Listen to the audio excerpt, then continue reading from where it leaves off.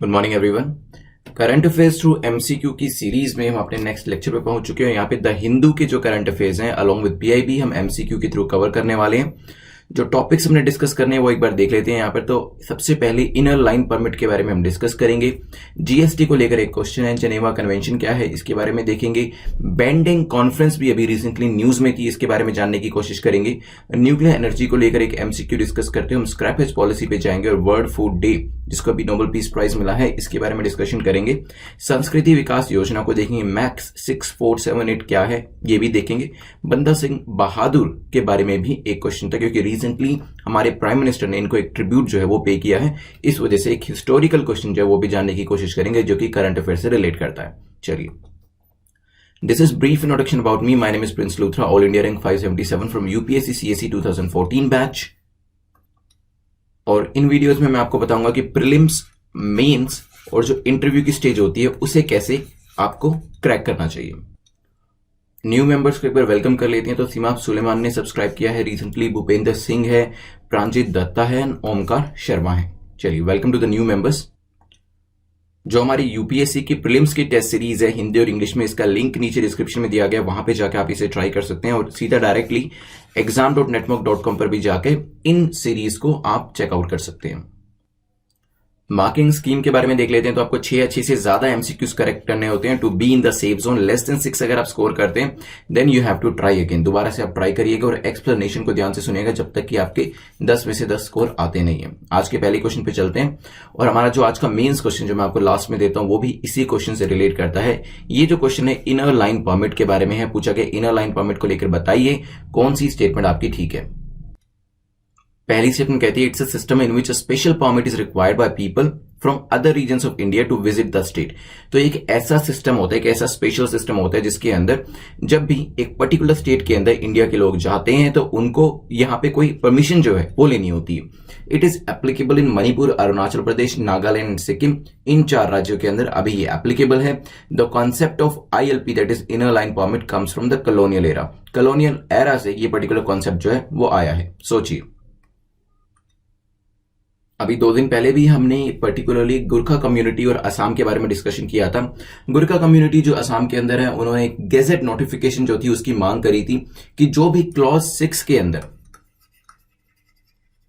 Clause 6 of 1985 Assam accord के अंदर जो भी सेफगार्ड्स दिए गए हैं उसका गैजेट के अंदर नोटिफिकेशन होना चाहिए। साथ में यहां पे ये रेगुलेशन की भी मांग करी जा रही है जैसे कि बाकी के स्टेट्स के अंदर आईएलपी सिस्टम जो है वो एप्लीकेबल है। तो अगर बाकी के स्टेट्स के लोगों को असम के अंदर एंट्री करनी है तो वो एक रेगुलेटेड वे में करनी होगी, दैट इज उनको आईएलपी जो रेजीम है उसको फॉलो करना पड़ेगा। इस चीज की भी यहां पर रेगुलेशन के अंदर मांग करी गई है।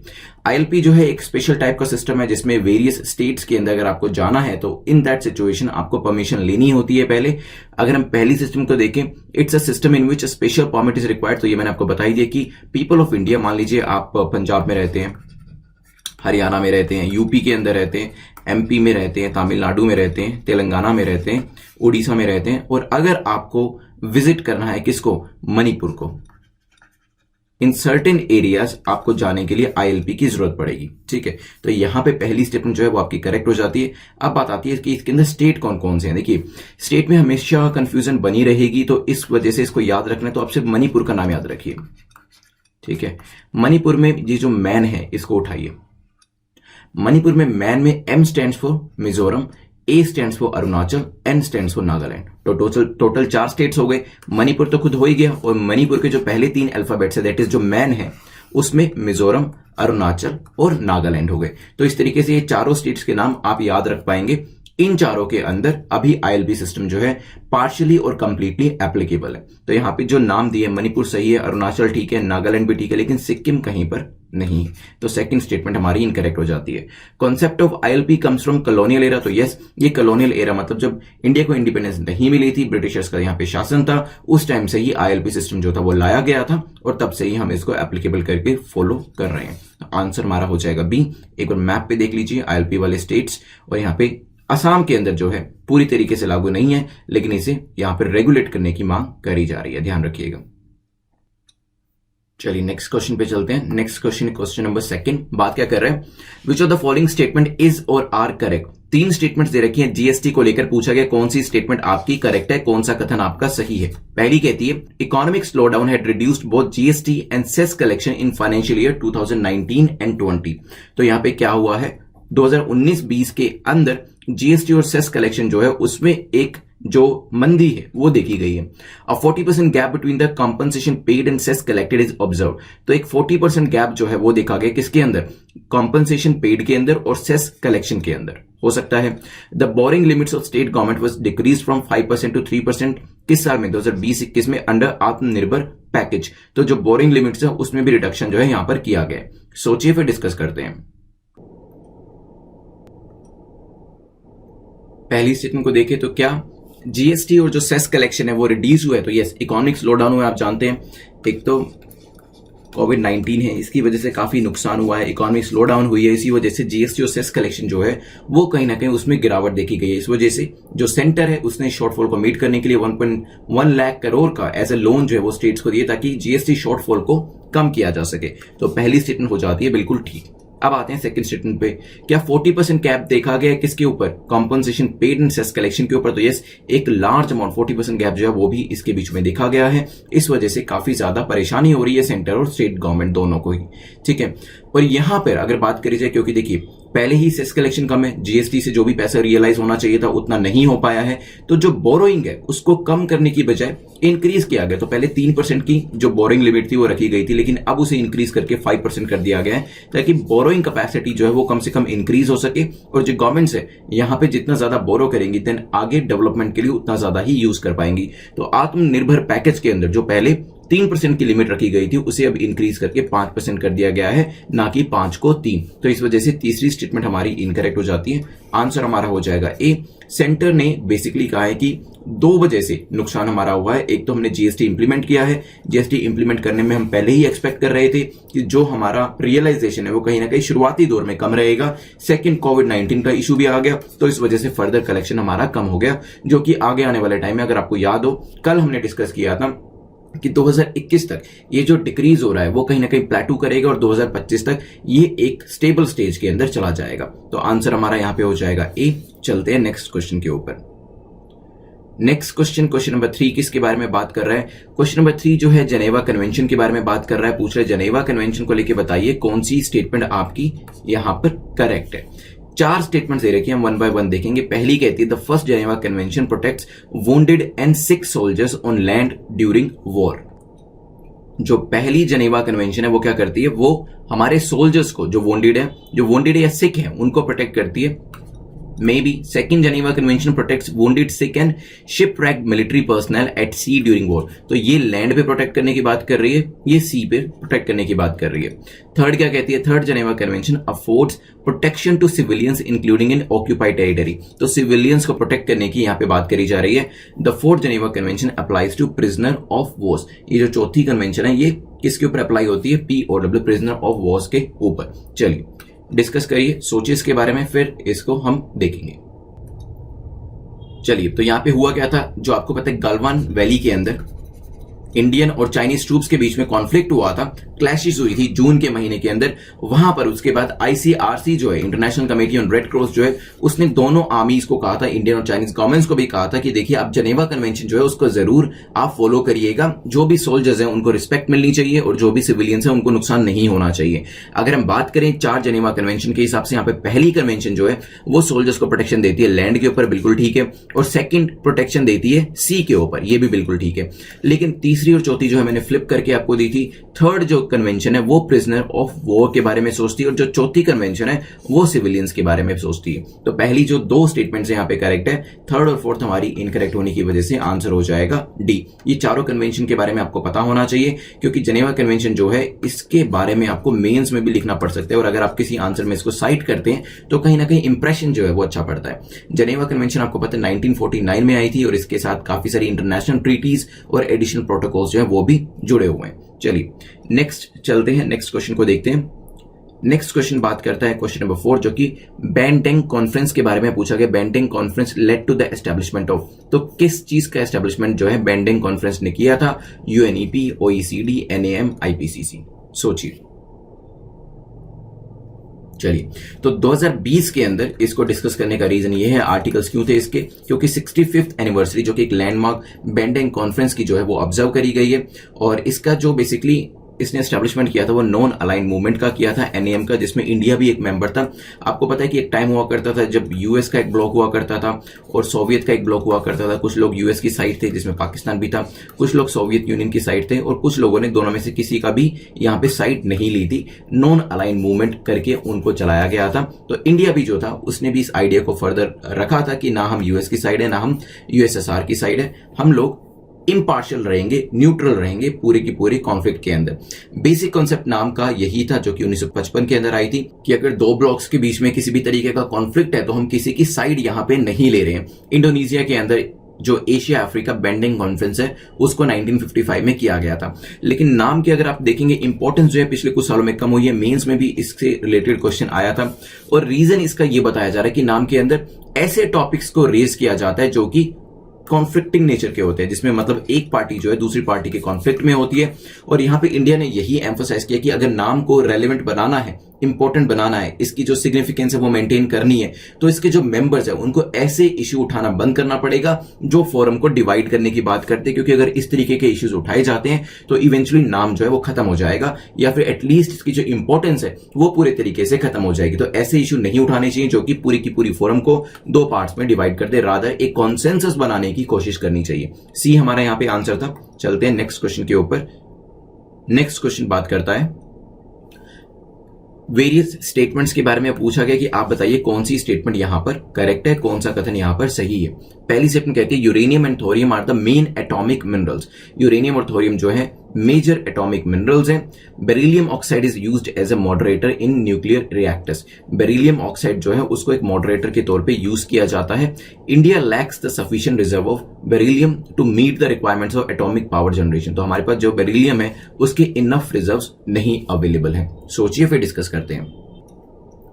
चलिए, रिसेंटली न्यूज में क्यों था, क्योंकि डिपार्टमेंट ऑफ एटॉमिक एनर्जी ने वेरियस ऑफर्स, ऑस्ट्रेलियन कंपनीज ने वेरियस ऑफर्स जो थे यूरेनियम को सप्लाई करने के वो इंडिया को दिए थे और हमारे डिपार्टमेंट ऑफ एटॉमिक एनर्जी ने इसको कर दिया है टर्न डाउन। ये ऑफर्स एक्सेप्ट नहीं करे गए हैं। अगर बात करें यूरेनियम और थोरियम की, are they the main atomic minerals, तो यस, पहली स्टेटमेंट बिल्कुल ठीक है। यूरेनियम थोरियम जो है मेन एटॉमिक मिनरल्स हैं और बेरिलियम जो होता है उसको मॉडरेटर के तौर पे यूज किया जाता है। मॉडरेटर क्या होते हैं?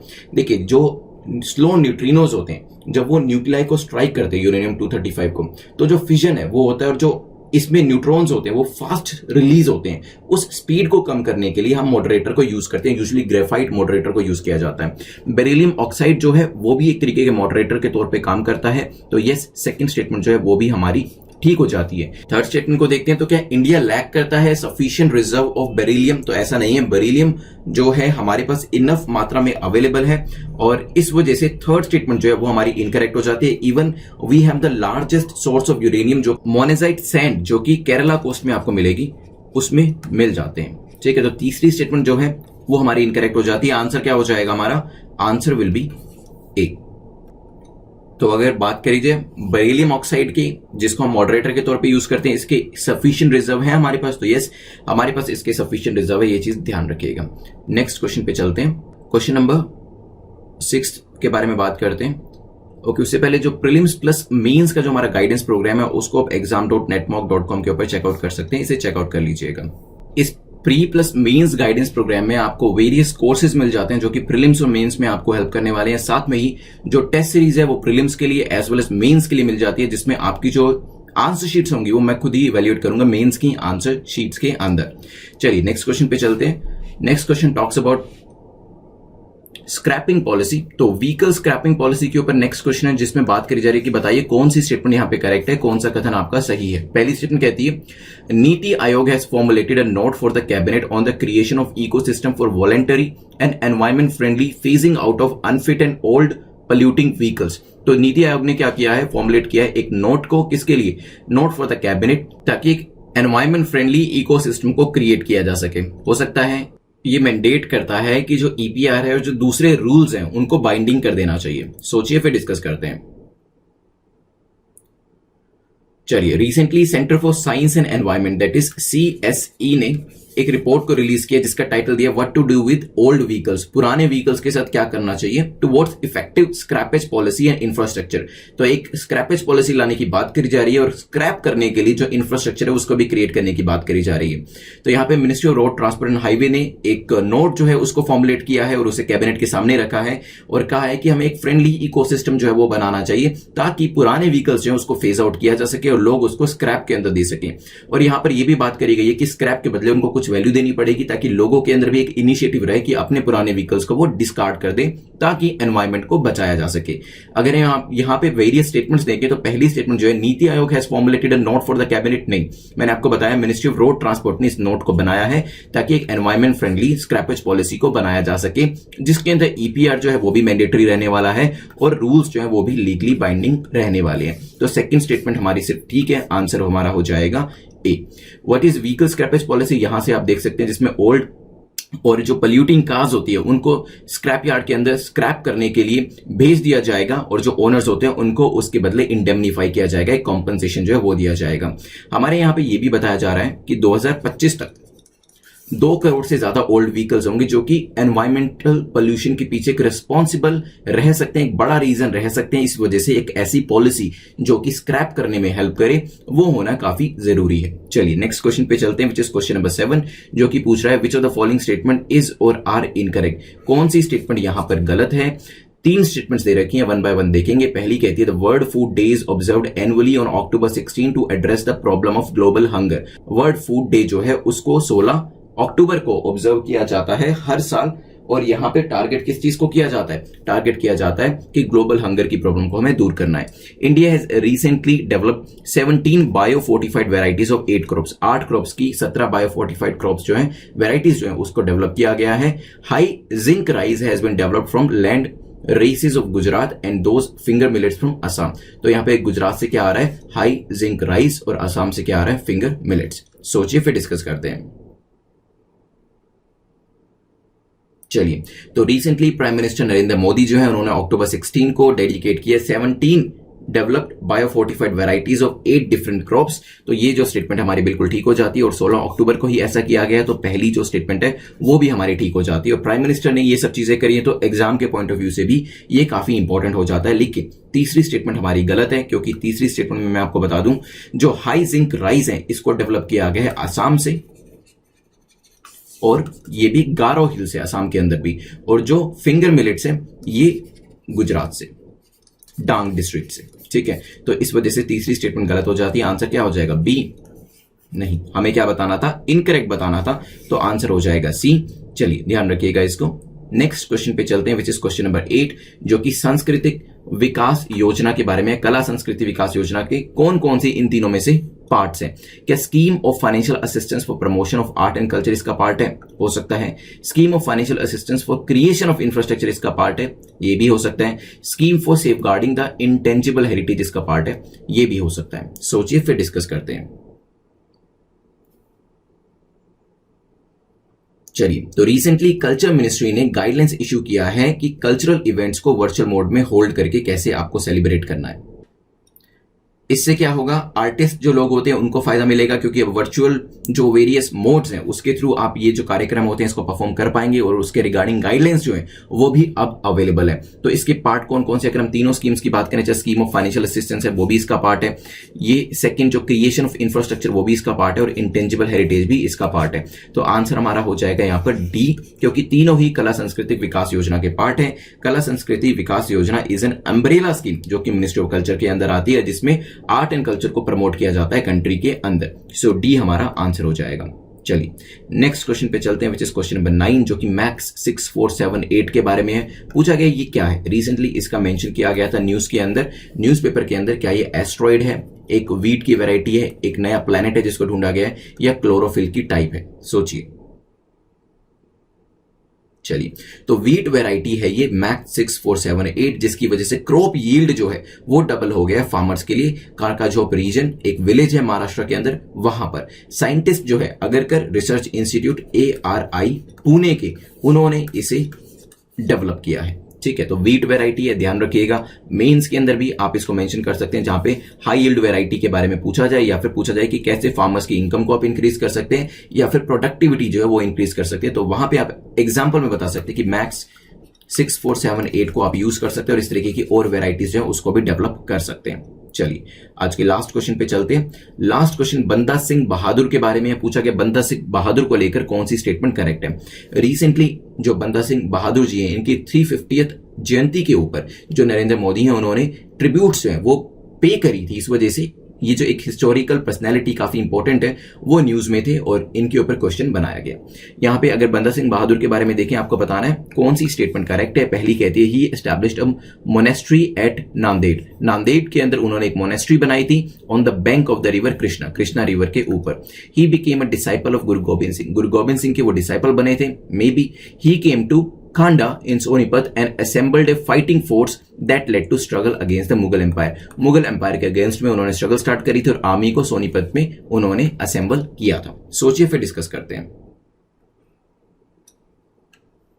चलिए, अगर यहां पे बात करी जाए पहली स्टेटमेंट की, तो यस, उन्होंने नांदेड़ के अंदर मोनेस्ट्री बनाई थी, but that was on the bank of the river Godavari. तो रिवर कृष्णा के बैंक पर नहीं, रिवर गोदावरी के बैंक पर। Yes, he was the disciple of Guru Gobind Singh ji as well. तो गुरु गोबिंद सिंह के डिसाइपल थे और उन्होंने ही इनको नाम दिया था बंदा बहादुर। तो सेकंड स्टेटमेंट जो है वो ठीक हो जाती है। सोनीपत में खांडा रीजन के पास उन्होंने अपनी आर्मी को असेंबल किया था ताकि मुगल एम्पायर को एक चैलेंज दिया जा सके और एक अच्छा खासा चैलेंज उन्होंने दिया भी था। तो तीसरी स्टेटमेंट करेक्ट हो जाती है। आंसर हमारा हो जाएगा डी। बंदा सिंह बहादुर जो थे, उनका जो नाम था शुरुआती दौर में, तो लक्ष्मण देव के नाम से जाने जाते थे और he was a Sikh warrior, commander के तौर पे थे खालसा आर्मी के। एट द एज 15 उन्होंने अपना घर छोड़ दिया था और हिंदू एसेटिक बनने के लिए चले गए थे। और बाद में जब गुरु गोबिंद सिंह से उनकी भेंट हुई तो उसके बाद उनका नाम भी बदला गया और उन्होंने अपनी अथॉरिटी को एस्टैब्लिश करना शुरू किया। जमींदारी सिस्टम को एबोलिश करने में भी काफी उन्होंने हेल्प करी। बंदा सिंह को फाइनली कैप्चर कर लिया गया था मुगल्स के द्वारा और टॉर्चर करके उनको मार दिया गया था 1715-16 के अंदर। हमारा फिलहाल यहाँ पे आंसर डी है, ध्यान रखिएगा। हिस्टोरिकल फिगर इंपॉर्टेंट हो जाती है अगर कहीं ना कहीं करंट अफेयर्स के अंदर उनको मेंशन किया गया, जैसे कि अभी रिसेंटली किया गया। तो 10 क्वेश्चन हमारे कंप्लीट होते हैं। अब हम 2 मिनट के अंदर से रिवाइज करेंगे, फिर प्रीलिम्स का जो क्वेश्चन है उसके बारे में देखेंगे, मेंस के क्वेश्चन को देखेंगे और फिर फाइनली हम जो हमारे विनर ऑफ द डे हैं उनके बारे में देखेंगे। चलिए, शुरुआती दौर में हमने डिस्कस किया था इनर लाइन परमिट के बारे में। मैंने आपको याद करने का तरीका भी बताया था कि कैसे मणिपुर को याद रखिएगा, फिर मैन जो है उसी से ही बाकी सारे स्टेट्स निकल आएंगे, चाहे वो मिजोरम हो, अरुणाचल हो या फिर नागालैंड हो। इसके बाद इनर लाइन परमिट सिस्टम के बाद हमने डिस्कशन किया था नेक्स्ट अपना इकोनॉमिक जीएसटी को लेकर जो यहां से रियलाइजेशन हो रहा है रेवेन्यू को, वो काफी कम हुआ है। इस वजह से स्टेट्स और सेंटर दोनों को ही प्रॉब्लम हो रही है कोविड-19 की वजह से, लेकिन आगे आने वाले टाइम में सिचुएशन जो है वो प्लेटू होने के चांसेस है और इंप्रूव होने के चांसेस भी हैं। आत्मनिर्भर भारत के अंदर जो यहाँ पे लिमिट थी उसे इंक्रीज कर दिया गया है स्टेट्स की बोरोइंग के लिए।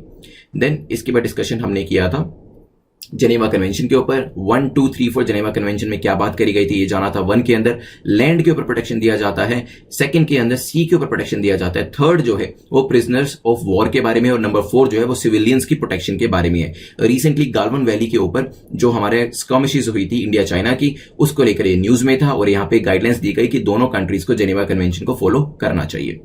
देन इसके बाद डिस्कशन हमारा हुआ था बेंटिंग कॉन्फ्रेंस के बारे में, नॉन अलाइन मूवमेंट को लेकर न्यूज में थी और 1955 में इसे साइन किया गया था। ये ध्यान रखिएगा, मेन मकसद यही था कि ना ही यूएस की साइड जाना है ना ही सोवियत की साइड जाना है। देन इसके बाद यूरेनियम थोरियम के बारे में डिस्कशन हुआ था। जो आपका मॉडरेटर है बेरिलियम ऑक्साइड, इसके रिजर्व्स हमारे पास काफी मात्रा में है। अभी ऑस्ट्रेलियन कंपनीज ने जो DAE को ऑफर किया था यूरेनियम को सप्लाई करने का, उसे टर्न डाउन कर दिया गया क्योंकि हमारे पास इनफ मात्रा में अवेलेबल है।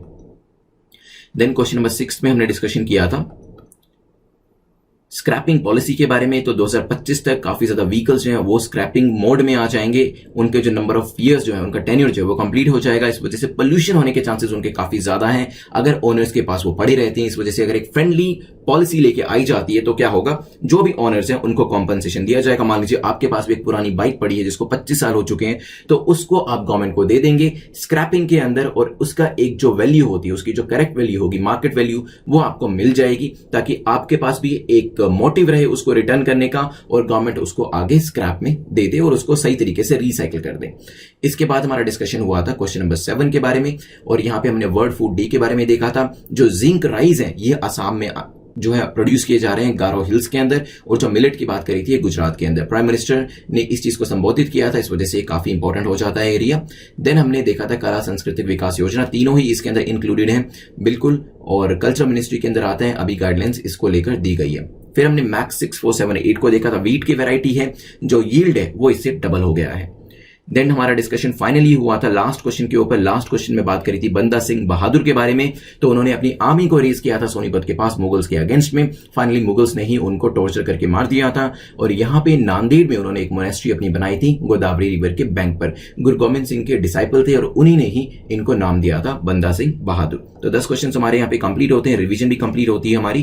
क्वेश्चन का आंसर जो आपको करना है कमेंट सेक्शन के अंदर, वो बताइएगा IUCN स्टेटस 1 हॉर्न राइनो का, जो हमने लास्ट टाइम डिस्कस किया था। मेंस का जो आंसर करना चाहते हैं netmock.com पे जाके टाइप भी कर सकते हैं, लेकिन बेटर यही रहेगा कि आप अपने जो फोटोज होते हैं उसको जरूर अपलोड करिएगा netmock.com के ऊपर। वहां पर ये जो क्वेश्चन है मैं आपके लिए डाल दूंगा, उसके नीचे आप अपने आंसर कर सकते हैं, और एक दूसरे के आंसर्स को पढ़ के सीख भी सकते हैं और उसमें फीडबैक भी दे सकते हैं, क्योंकि हो सकता है मैं सभी लोगों के आंसर इवैल्यूएट ना कर पाऊं, तो आप भी एक दूसरे के आंसर इवैल्यूएट कर लीजिएगा। आंसर आपको करना है, do you think ILP inner line permit system should be imposed in the state of Assam. जैसे असम में मांग करी जा रही है, कुछ रीजन में है भी सही, लेकिन बाकी की जगह पे क्या इसे अप्लाई करना चाहिए, डिस्कस करिए, इसके प्रोज कौन जरूर बताइएगा।